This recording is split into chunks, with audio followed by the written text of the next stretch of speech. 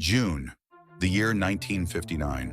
40 feet down, Edwin Link's glove closes on a pocket watch. Dutch made, 1686. The hands have stopped at 11:43. In Black Flag, Port Royal is a harbor you can sail past. In real life, most of it is still 40 feet underwater. The wickedest English city on earth. 11:43. 2 minutes earlier, this was Henry Morgan's harbor, the real pirate city behind the game. 267 years before Link's dive. This was the most lucrative square mile in the English-speaking world. This was not the pirate world as legend remembers it. Hidden coves, black flags, men outside the law. Port Royal was stranger. The pirates, they were the economy. 1692, the Caribbean's busiest harbor, the shipping lane that fed 3 continents. Spanish silver, African gold, and anyone willing to take it at gunpoint. 6,500 people lived on this sand spit. By density, more packed than 17th century London. 2,000 buildings, 3 and 4 stories high. 1 in every 4 was a tavern or a brothel. The trademark drink was called Kill Devil rum. Strong, cheap, named for what it did to you.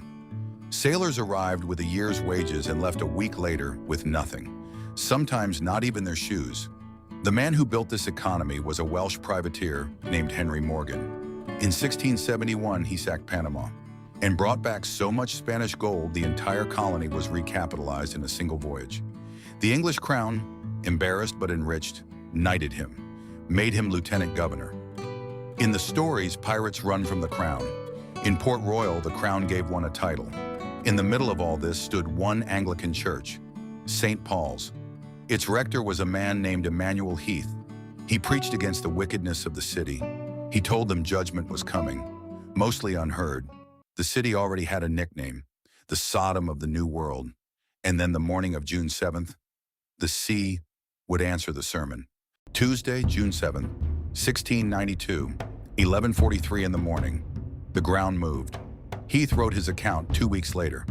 Quote, "I saw the earth open and swallow a multitude of people, and the sea mounting in upon us over the fortification. The whole city had been built on water-saturated sand. When the earthquake shook it, the sand behaved like a liquid. Buildings didn't fall over. They sank straight down. Streets didn't crack. They opened and then closed." Heath again. "The streets with inhabitants were swallowed up by the opening of the earth, which then, shutting upon them, squeezed the people to death. Several were buried with their heads above ground. The first shock lasted under a minute. Then the sea came, a tsunami, generated by the underwater half of the same earthquake, rolled over the fortifications and through what was left of the city.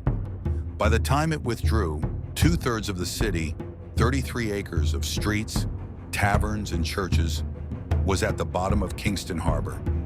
2,000 dead in the first 90 seconds, 3,000 more in the weeks that followed, and the city itself sealed itself on the seabed and waited."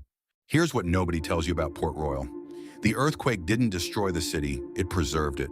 That is why Port Royal is not just a pirate story. It is a city paused mid-breath. This isn't a graveyard. Nature locked Port Royal in a perfect underwater vault.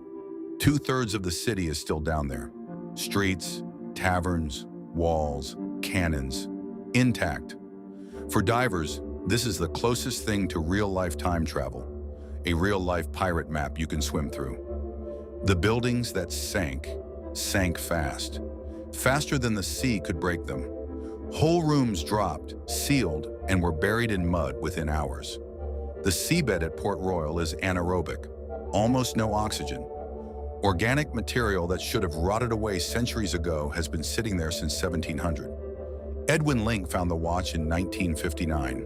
Then in 1981, an archaeologist named Donny Hamilton from Texas A&M University started a 10-year underwater dig. Inside one building, a cast iron skillet was still in the hearth. Charred wood from the fire fused to the metal. Someone had been cooking lunch when the earth opened. In a tavern, a stack of pewter plates lay exactly where they had fallen from the shelf. Leather shoes, clay pipes, glass bottles still corked. Archaeologists call sites like this the Pompeii of the New World. Port Royal is the only one in the Western Hemisphere.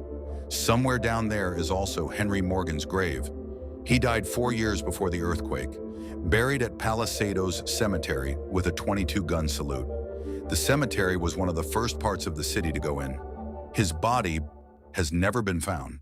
The survivors of June 7th crossed the harbor and built a new town. They called it Kingston. Within a generation, Port Royal, once the most important English port in the Americas, was a fishing village of a few hundred people. It still is. There are no glittering towers here, just sand, shrimp boats, and one stone fort that survived because it was built on bedrock. The wickedest city on earth is now one of the quietest places in the Caribbean, and 40 feet below the calm water, a Dutch pocket watch made by a man named Blondel in 1686 is still pointing at the minute the world ended. And the wildest part? The watch wasn't just broken. The gears inside, frozen solid, by coral. If you had one dive, which Port Royal building would you want to see first? Tavern, church, or Morgan's house? Drop your thoughts down below. Up next, Thonis Heraclean, the Egyptian porter diver pulled out of the silt. Level off!